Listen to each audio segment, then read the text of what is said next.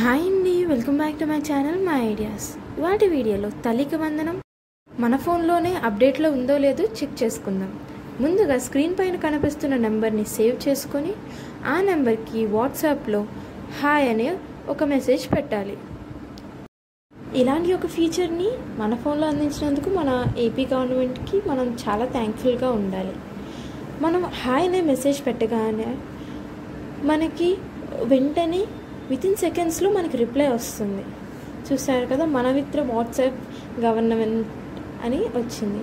అక్కడ కింద సేవను ఎంచుకోండి అనే ఆప్షన్పై క్లిక్ చేయాలి. క్లిక్ చేశాక సేవ ఎంపిక అనే పాపప్ ఓపెన్ అయ్యి పౌర సేవను ఎంచుకోండి అనే సైడ్ హెడ్డింగ్లో దయచేసి ఒక సేవని ఎంచుకోండి అనే ఆప్షన్ మీద మీరు క్లిక్ చేయాల్సి ఉంటుంది.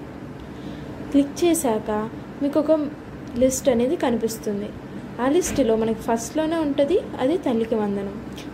ఆ ఆప్షన్ మీద మనం క్లిక్ చేసిన వెంటనే దాని కింద సేవను ఎంచుకోండి అని దగ్గర తల్లికి వందనం స్థితి 2025 అనేది కనిపిస్తుంది. ఆ ఆప్షన్ మీద క్లిక్ చేయాలి. తర్వాత తల్లి ఆధార్ నెంబర్ ఎంటర్ చేయమని ఉంటుంది. ఇది ఎంటర్ చేయగానే రెస్పాన్స్ సెంట్ అనే వస్తుంది. అక్కడ నేను అంటే మాకు తెలిసిన వాళ్ళది ఎంటర్ చేశాను. సో వాళ్ళకి ఒక చైల్డ్, సో వాళ్ళకి మీరు ఒక చైల్డ్ కోసం అర్హులు.